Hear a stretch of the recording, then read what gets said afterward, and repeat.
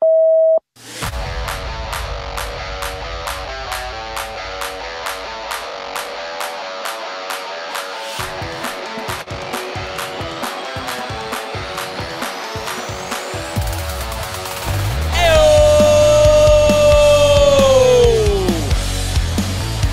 up, everyone? Welcome to Bench. We are the Tovar brothers. Joey here, joined by my brother, Angel. What's up, man? Hello. It's Hump Day. Wednesday. It is Hump Day, October 18th, 2023. This is episode number 41, Famous 41s. Alvin Kamara. That's the first football one that came to my head. Alvin Kamara, obviously Saints running back his whole career. Yeah. He's going to play his whole career at the Saints. You don't see that. It's very rare nowadays. It's pretty cool. Good for you, man. Yeah. Usually at some point the running back's pissed off. He's been good for a long time. That's all that tells me. Alvin Kamara, I thought of Dirk Nowitzki. Oh, another legend. Dallas Maverick forward legend. Yep. Still the most impressive NBA Finals run I've ever witnessed. Ever. Yeah. He went through the Kobe Lakers, the Durant, Harden, Westbrook Thunder, and then the Heatles, and then LeBron and D Wade. Yeah. That's the most. I mean, I don't want to get too much into this, but he didn't have very much in that team either. So he's one of the GOATs. Dirk Nowitzki. On this episode, we're going to get into the news. We'll get into the news and a long list of injury updates, so we'll get into all of them because you didn't know that for fantasy, because it's the dog days of fantasy. It's here. As in the Benchwarmers League, by the way, I am now 4-2, so I am sitting pretty. In my other league, I am 1-6, so there's always a give and take here with fans. You're either really good or really bad. Yeah, so. Benchwarmers League, I'm at 2-4. So yikes! And not great. Not having a great season so far in that league, but see how things shape out. Let's give a little shout out to first place in that league is Glasses Jacket Shirt Man. AJ Woodson, 6-0. Yeah, you know, these 6-0 teams out there, it's pretty tough. The Benchwarmers League's going to be tough because there's a lot of good teams out there. So yeah. That league's great. I haven't looked at these standings in a bit. 4-2. Slimy McNuggets at number 2. Where's your boy at? Where's your boy? 5-1. You are, God, man, you suck in this league. 4-2, we don't suck. 4-2's a good record. Oh, you Whedon boys? Oh, you're 3. Sorry. Yeah, 3. I'm at number 9. I got to go on a run here. Yikes. And that's why we're going to do injury updates today. So you can make that run. You can go find that guy who's going to win you a championship. It's called a league winner, my friend. Yeah, we'll also do version 7.0 of Angels Heavenly Top 10. Some shifts, right? Some changes. Some top 5 shifts and the bottom tiers. This you kind of now seeing who's who and who's for real and who's not. So then we'll wrap it up with a Thursday night football preview as the Jaguars and Saints hook horns. Yeah, and that's gonna be that's a matchup that I didn't know was gonna be this fun. It's gonna be a good game. Yes. If you're following on YouTube, thanks so much for following the show, faithfully subscribing, watching the videos. If you're not subscribed, please subscribe. It's your first time to the channel. Welcome. This is Bench of the Tovar Brothers. We're just a couple idiots who love football. I don't keep waving like this, like an old man. Yeah, there's an old man wave. Wave at cameras like. If you're listening, that is the double hand rotating only at the wrist. Yeah, sorry. That's a perfectly fine way to wave, though. That's how you want to wave. I'll just choose not to do that anymore. Sounds good. If you're new to the channel, thanks so much for joining us. Like I was saying, we're just a couple idiots growing up LA. Loving the NFL, picking random teams. I'm an Eagles fan. He's a Broncos fan, as you can tell here on the wall. And thanks for spending just a couple minutes with us talking NFL football. If you're listening on Apple or Spotify, wherever you hear your podcast, thank you so much for joining us there. Please leave a review if you can. That's always helpful. And then follow the show between the show on Instagram, X, and TikTok. Search @BenchShow to keep up there. Let's get into a game recap.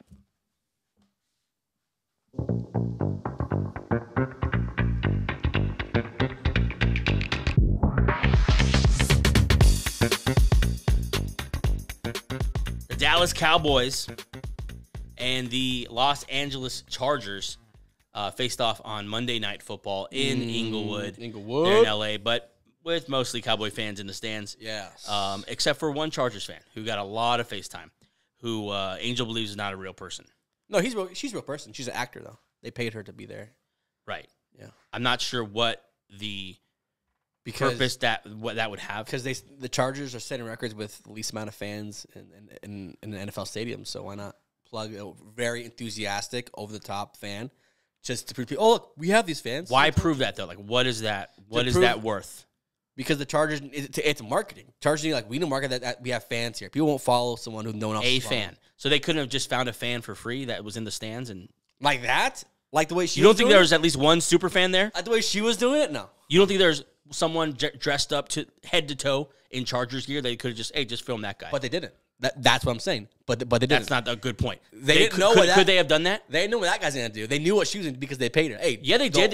They knew exactly. He'll do the same thing. They're both gonna cheer at the Chargers game. Nah. What do you mean they know what he's gonna do? You're such a pawn, dude. It's crazy. No, that's not a. God, what a stupid conspiracy if that's a conspiracy. No. What a useless waste of money. And also, I'm not the only one who thinks this. So it's not like I'm the only one. A lot of people think this.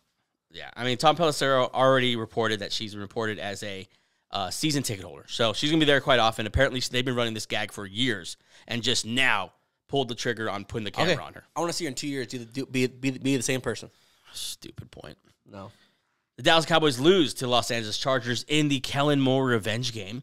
Yeah, it kind of sucks that he lost. Yeah, I want him to win. I just don't like Mike McCarthy. I mean, yeah, I think during the game, every time they showed his face, I mean, you're like, I just don't like him as a head coach. You know why you don't like him? Because you just don't respect him.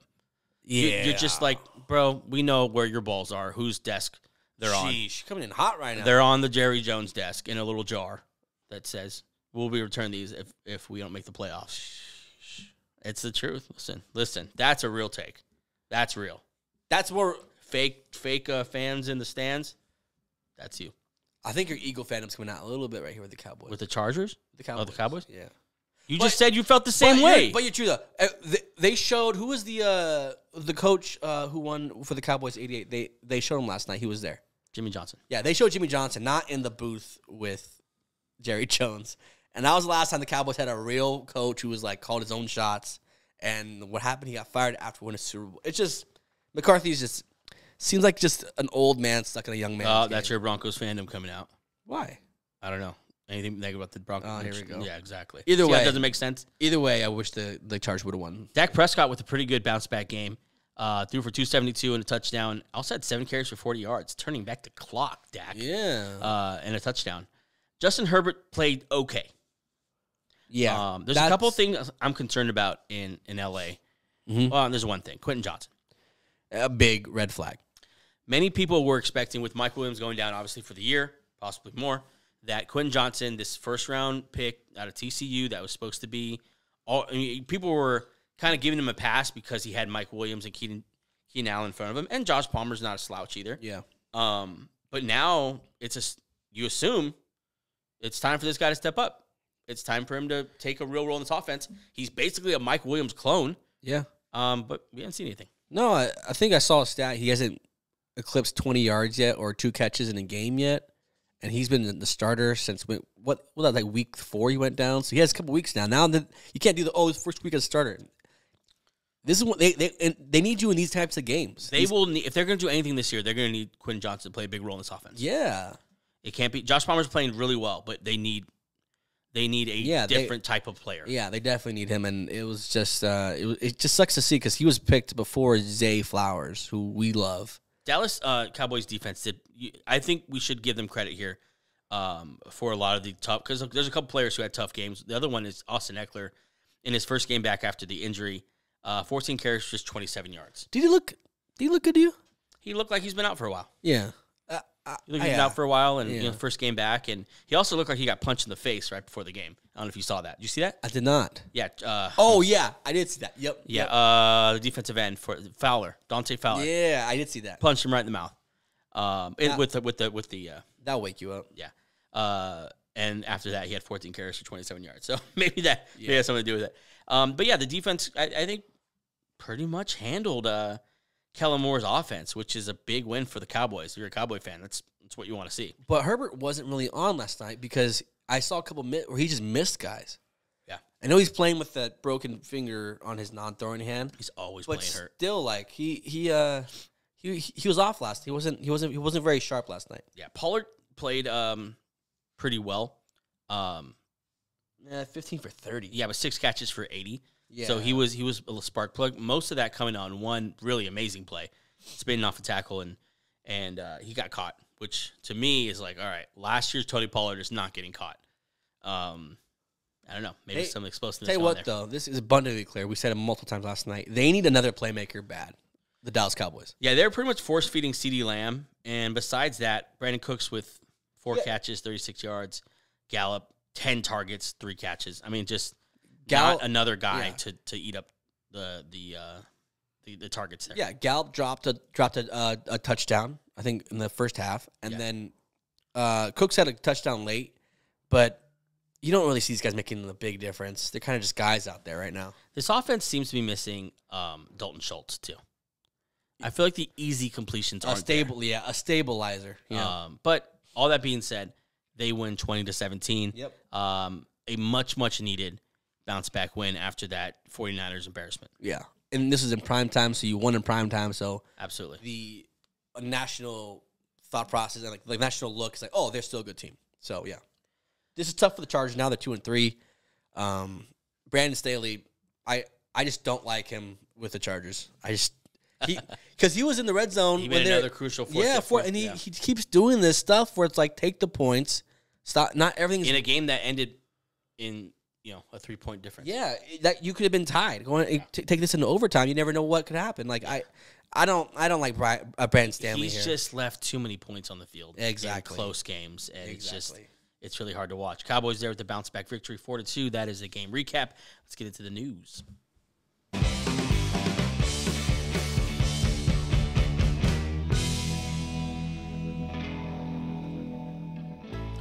The news is brought to you by 818 Brewing. Let's get to the injuries here. I mentioned a bunch of injuries in the last show, so I wanted to follow up on all that. Yes. As we move through week number 7 now. Flying through the by. week here. You have to make a lot of decisions here soon. By the time this show is aired, your waivers have already gone through for fantasy, so I hope you pick the right guys. We can this is a very important. This is honestly, I think in fantasy football, this is where you really separate the boys from the men. Bye weeks are coming up. Mm-hmm. Bye weeks are here. Injuries are just. We're going to read the list right now. There's a lot to pivot from. Who do you need to pivot to? All those things. Okay, so let's get into Justin Fields, quarterback of the Chicago Bears, dislocated his right thumb and is now listed as doubtful for Week 7. Adam Schefter reported that a source told him it would keep Fields out however long it takes for swelling and stiffness to reside and strength to come back so he can grip the ball. Schefter says Week 7 is doubtful, and you should probably also think Week 8 will be as well. Yeah, this sucks. He was just getting hot, too, and he got hurt. This sucks. And if I see another Chicago-based newspaper shout out the backup quarterback who's not Justin Fields, that's crazy. I'm still mad about that. Yeah, I saw that too. I saw Trevor Badgett. Tony Badgett. Yeah. That's crazy. They were so quick to turn on Justin Fields. That's a terrible take. For an organization that hasn't had a quarterback, to turn on Justin Fields this bad, I don't really understand it. Or this quickly. I just don't understand it. But no, you need Justin Fields back ASAP. To be relevant at all. Moving on here, Trevor Lawrence, that's why I said his name. Jaguars quarterback has a left knee sprain and is listed as questionable, although Tuesday, when we're recording this show, he told reporters that he's optimistic that he will play Thursday against the Saints just with that minor knee sprain. I saw him at practice there with a big old brace, so maybe he's just playing with the brace for a couple weeks. Yeah, I'm sure he'll be fine. Probably keep a lot of the movement stuff out of the play calls, like, Thursday night. Yeah, they move him a lot, and he runs every now and then, so that will probably take a hit. Yeah, so probably just a lot of shotgun, out of shotguns kind of play calls. Raiders quarterback Jimmy Garoppolo, also listed as questionable with a back injury for Week 7. Look for either Aiden O'Connell or Brian Hoyer to be under center against the Bills. Both are not very good. Not great options. Quarterback Ryan Tannehill. God, what a rough week it was. Yeah. High ankle sprain. On the same ankle he hurt last year. Last year he hurt this ankle, same way, in Week 7, and missed 2 games, returned, played 6 games, re-injured it, and that was his season. He's getting up there in age, so this just be a lot of years of playing quarterback. It's kind of adding up now. He was seen on crutches. X-rays were negative, though, so not a fracture, but high ankle sprain. That'll keep you out for a while. So either Levis or Malik Willis. If you can't go, Malik Willis will start, and then Levis will probably be on the roster, or not on as the backup. Tough if you're a Titans fan. This has kind of been, I don't know, quarterback Anthony Richardson. It's been reported that he will. It's no one will say like he's going to have the surgery. It's always most likely, leaning towards. He for sure will. He's just given the surgery. End this season.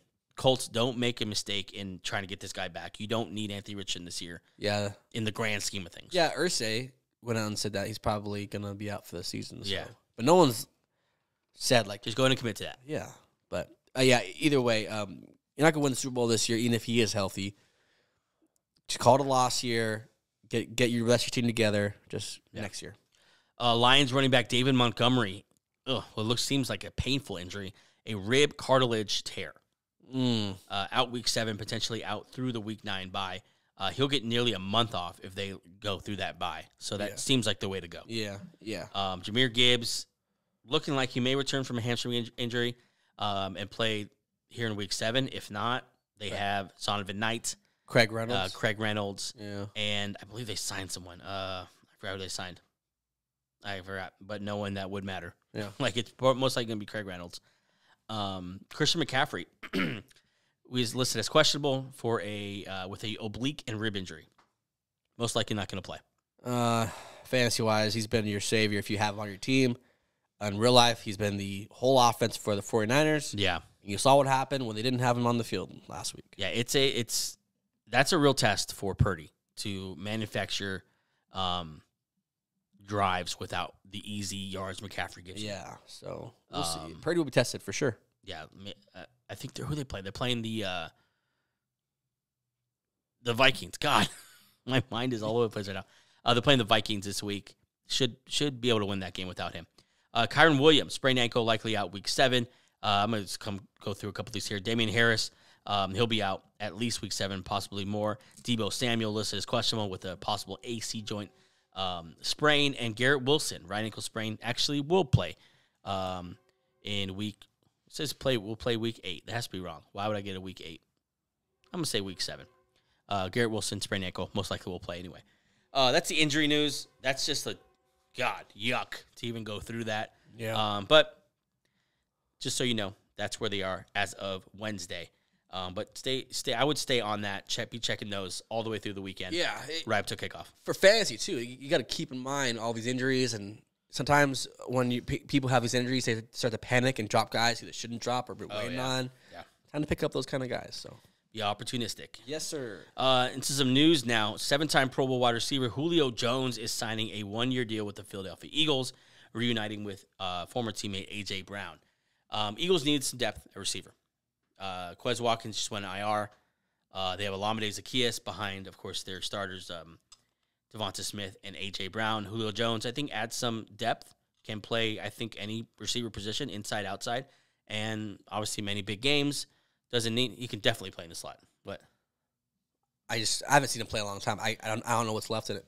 But yeah. he's not asking to be some star. They already have 2 great wideouts, so just go in, and it's such a low risk, high reward situation. I love it. Yeah, as an Eagles fan, I think he's a great fit there. Just go spring him in, and if he has anything left, then just someone you trust. Yeah. There hasn't been a lot behind A.J. Brown, Devonta Smith that you really trust in a big moment. We saw Quez Watkins drop a couple of big passes there in the playoffs last year. Yeah. Packers signing former Jaguars, Patriots, Giants running back James Robinson. I have a feeling this guy's going to be on every team by the end of his career. Yeah, it's the beginning of this year. I mean, this guy's bouncing around. Oh. Maybe he'll actually play for the team he signs with now, because that's another thing he's done. Yeah, signed with them and then never actually play with them. Yeah, we'll see. This kind of spells trouble for Aaron Jones. I think that hamstring's kind of lingering on. They don't know how long, so they just need some more depth. The Packers running back situation is kind of interesting because it was kind of thought of as to be a strength of yours. For sure. Yeah, absolutely. And A.J. Dillon has disappointed. I think that's fair to say. He had his first okay game last week, or before their bye. Think about that. Yeah, first okay. It's been bad. Yeah. And Aaron Jones has been hurt. Yeah. And so it has not been the strength that they kind of thought they would have to support Jordan Love. Yeah. And then they were one of the surprise teams in the Jonathan Taylor sweepstakes. Right, And right. we were wondering, why would they do that? And now, this is why.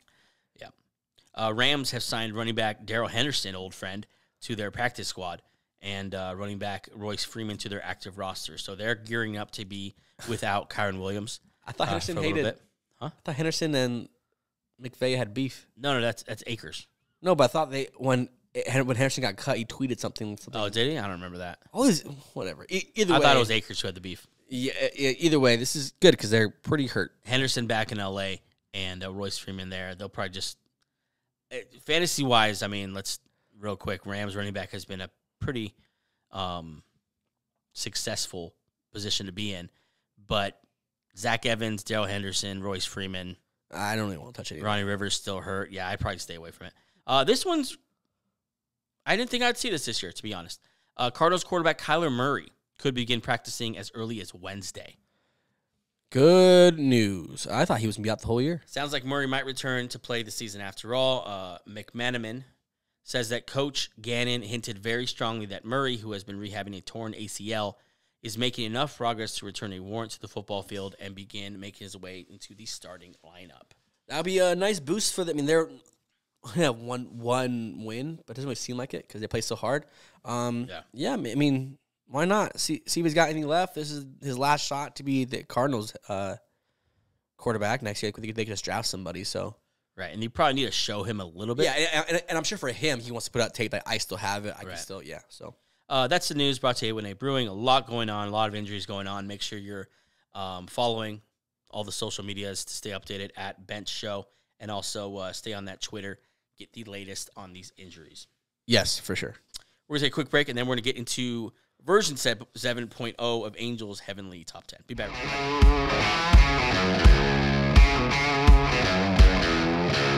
Okay, we are back with Angels Heavenly Top 10, version 7.0 here, going into week number 7. And he promised some changes, so let's see what he has. Angels Heavenly 10.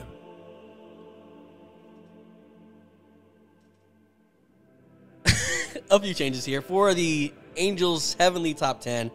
Start at number 10, the Seattle Seahawks. They lost to the Bengals this week, but I'm not too worried about them. Geno isn't playing how he played last year, and if they lose one more time, they're going to be out of this top 10. But as of right now, I like the roster still. I like the head coach still. I think they'll bounce back.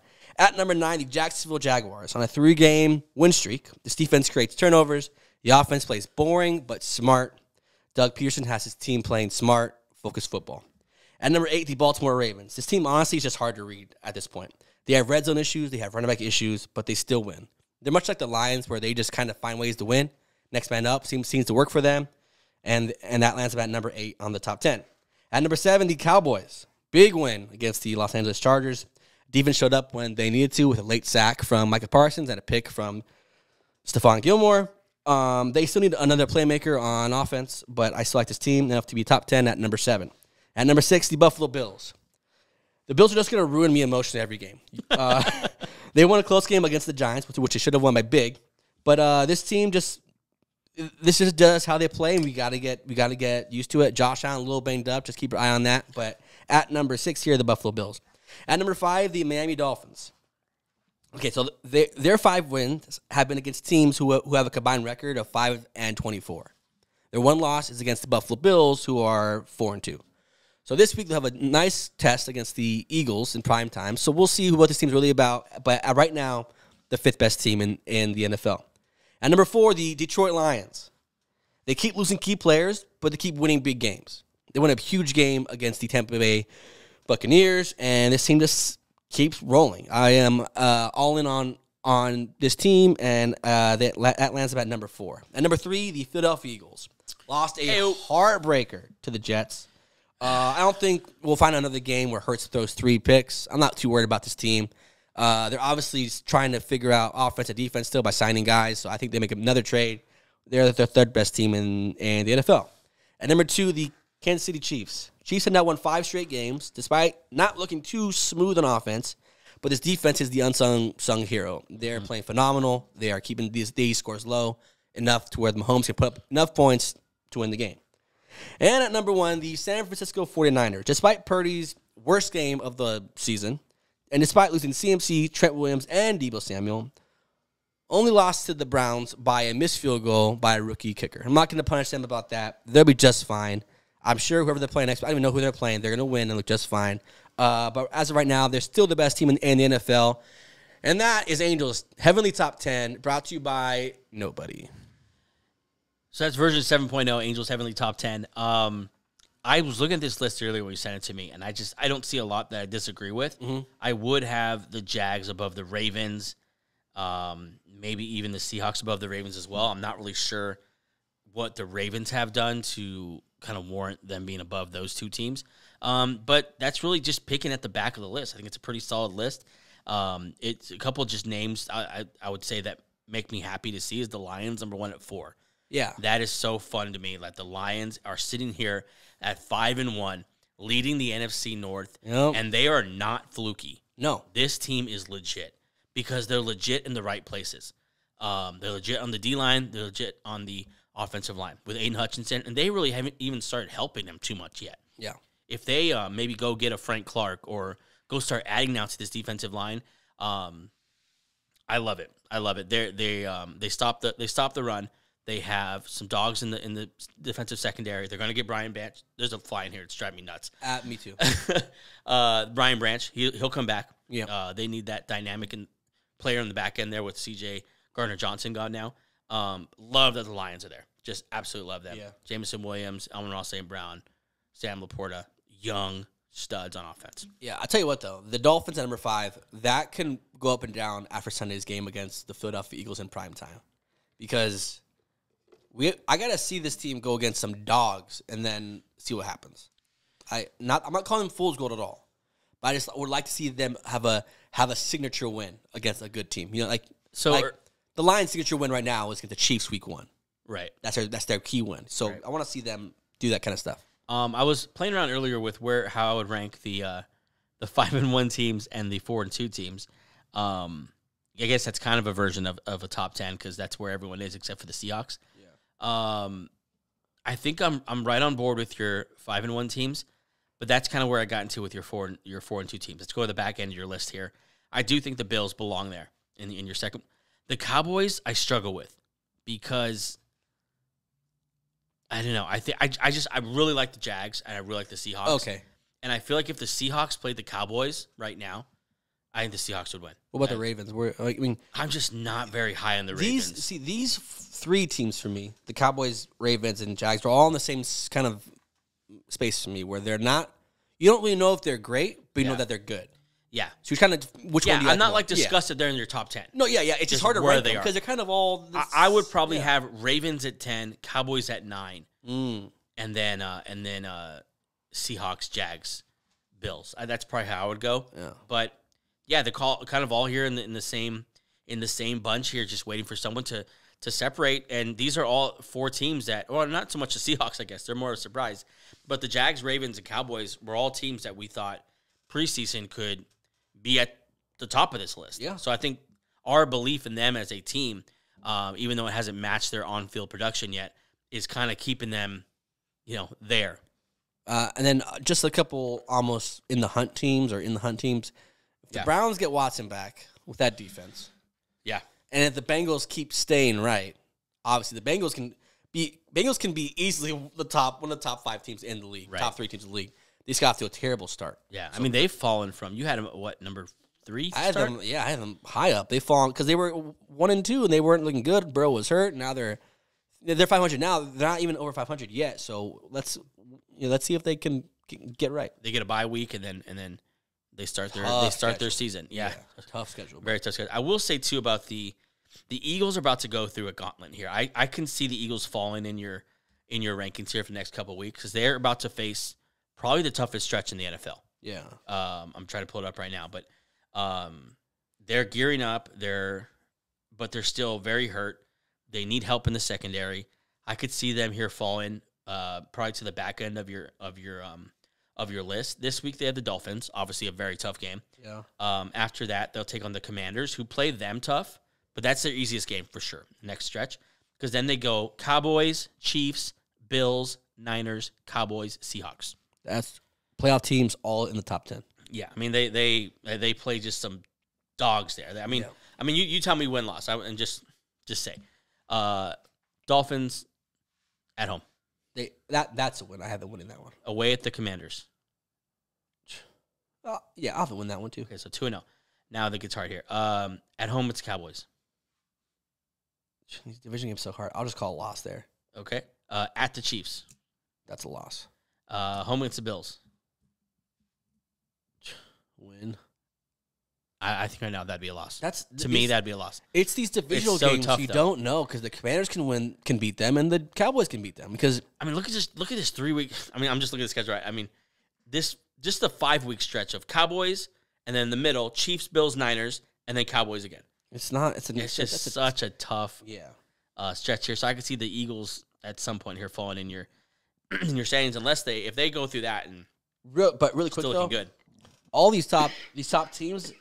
There's a pretty deep list of good teams in the league like right now. Right. There's a lot of good teams out there who can easily go on a run. Plus, you have the Bengals just sitting there on the outside looking in right now. So like it's gonna be a pretty nice middle part of this NFL season. Yeah. Yep. That's Angels Heavenly Top 10 version 7.0. We're looking for a sponsor. So Looking pretty strong. if you know anybody, Let's get into a Thursday night preview as my throat is falling out of my pause.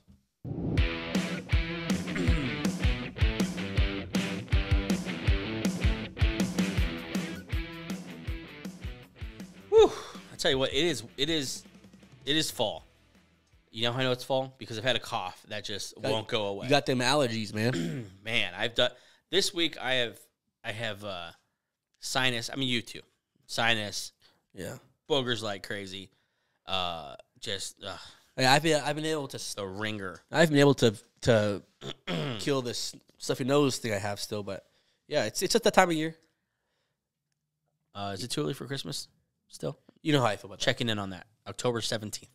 Yeah, post like November 1st, it'll be passable. Gee. Yeah, 2 months. All right. The Jaguars and Saints Yeah. are playing on Thursday Night Football. This game is a 41.5 over under. I feel like that's kind of I'll go under. yeah. It's gonna be a defensive game. Do you know that there's a record amount of unders this year? Games are just underperforming. because a lot of teams general. are now doing that too high thing where it's like you're not gonna beat us deep. Right. Beat us, get in the wall. Yeah, so I could see. Yeah, that's probably why.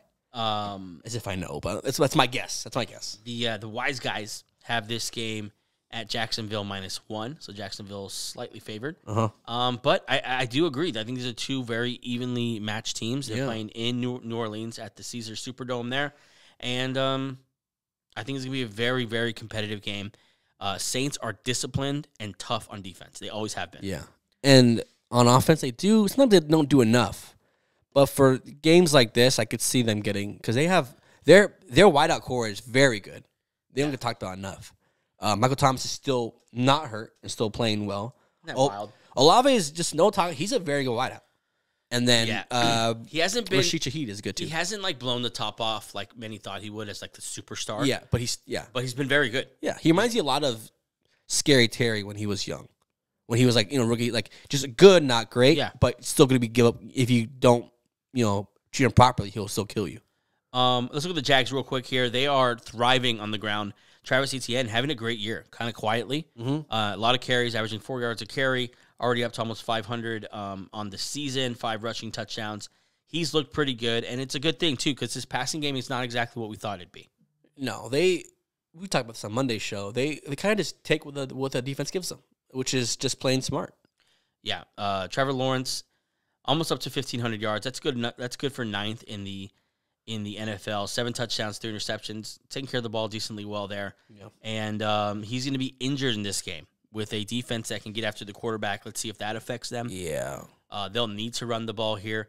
Let's talk about the receivers because, I mean, fantasy-wise, you never know who's going to be the guy that week. Yeah, it's Zay Jones, Calvin Ridley, Christian Kirk. They seem to throw to all of them. really the only fantasy-wise pass catcher you can rely on is Evan Ingram. Yeah, he's the only one that's getting the consistent Because he's the only, same role every week. exactly. Yeah. But as far as in real football, their effectiveness, I thought this would be a little bit more high fly because I think those are all very talented dudes. Yeah. And yet they haven't been that aggressive on offense. I'll say, like you say, they kind of take what's there. Yeah. You would. I mean, as a football fan, you want to see let's Trevor Lawrence be the 350-yard per game passer, but it's just how they win. This is how they play, and they're winning this way. So much like the Falcons play style, you might not like it, but it wins. It wins most times. They're winning this way. So they're winning this way because of their defense. For sure, absolutely. Like the offense can play like this because their defense is playing very, very well. Absolutely. Josh Allen has been phenomenal this year. Already up to 7 sacks on the year. Yeah, 6 tackles for loss. He's been a stud. Underrated guys, and also I say it every time I watch the. Yeah, you do. I know what you're going to say. Chet Walker. Yeah. So who could they have drafted? Who was in that draft? Was that the Hutchinson draft? I think it was. Yes, yes, it was the Hutchinson draft. They chose Travon Walker. Let me look up his stats real quick, and then you just kind of. Yeah. Darius Williams has also been pretty standout, but really, have you heard of Andre Sisco? Be honest. The safety. He is playing like he's probably the best safety no one's talking about. The best defensive back no one's talking about. I did not know that. He is killing it right now. 32 tackles on the season already, 3 interceptions. He's just I know in the PFF scores he's thriving, and on the individual matchup scores when he's in coverage, also thriving in that area as well. Do you have that? Yeah, I do. For this number 1 overall pick, who's chosen over Adam Hutchinson, he has a career 6 sacks. Remember, this guy's number 1 overall, so you expect more. I don't know why you do Walker like this. Because I want to see more. He's not a star, but he's a good player. If he were anything what he was supposed to be, this defense would be even better. Okay, yeah, go in on the guy. No, I'm sure I'm not the only person.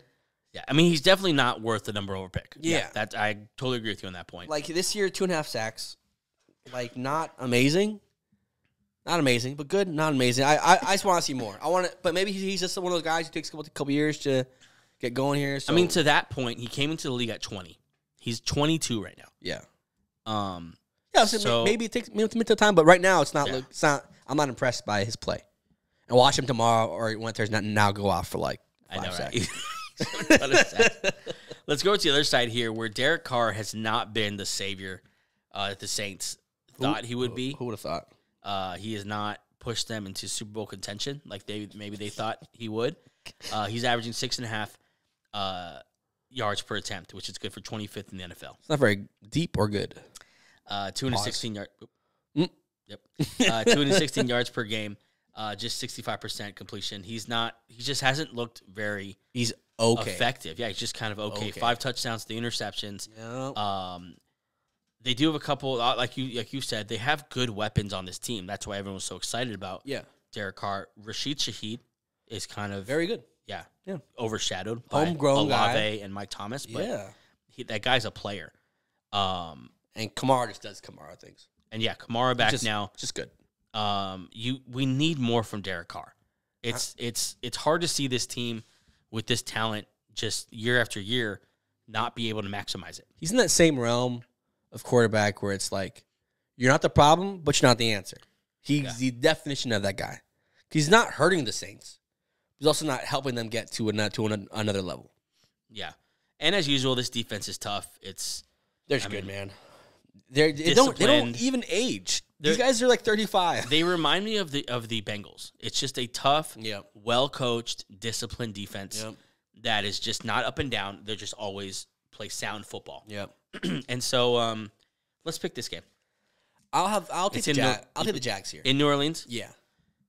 I want to so badly. I think Trevor Lawrence is going to struggle this game. Okay. I think the Saints are that good, and I think Derek Carr at home in primetime. Derek Carr primetime action. I think Derek Carr maybe rise. I always want. Maybe that's my fault too. I always want to believe in Derek Carr because he's a nice guy. He's a nice guy. He throws the ball really cool. He throws the ball like a baseball player. Yeah. He has rolled up sleeves and everything. They're gonna be at home, and that Superdome gets rocking. Tell you what, that team does primetime games so good as far as the fan base. Yeah, that's what I'm saying. You love seeing the fans there. It's always a good game there. It's in turf, so it's never any weather you have to worry about. It's just a good football game usually. I think the Saints pull this one out. I think it only takes about 21 points to win this game, though.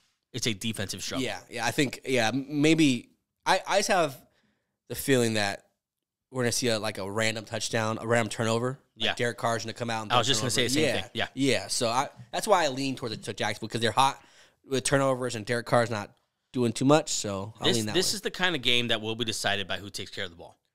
Yeah, exactly. It really will be.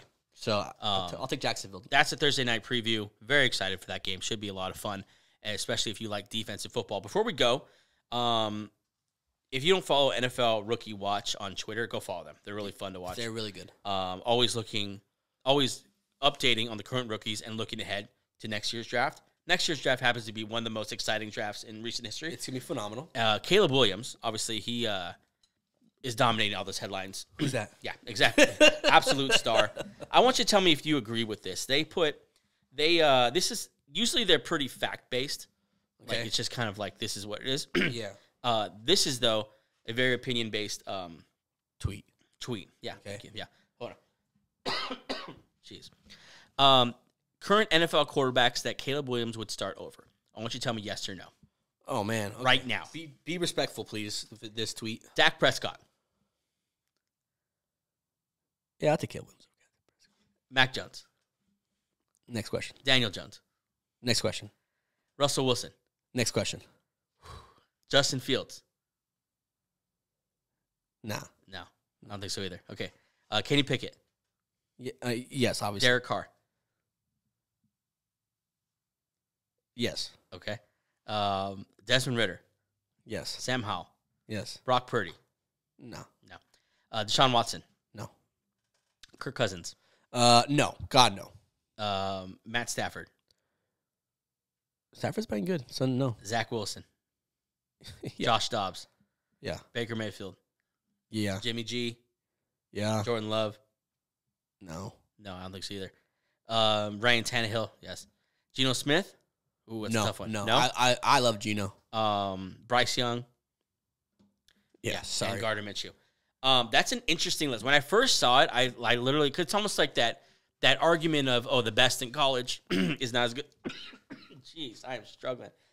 The best college isn't as good as the worst team, or is better than the worst team in football. Right. I hate that argument. I don't know if you're going to back that argument. I hate that. This is the vibes that they gave me. That's what kind of was a turn off. Exactly. Like, okay. I mean, Like, a couple years ago, Bama could beat the worst. No, they can't. It's different. yeah, literally Bryce Young was, not Caleb Williams, but he was that elite college quarterback. Exactly. So don't be too disrespectful here. It is very interesting, though, to see we've seen Trevor Lawrence come into the league. We've seen Andrew Luck come into the league. We've seen Joe Burrow come into the league. These super hyped prospects.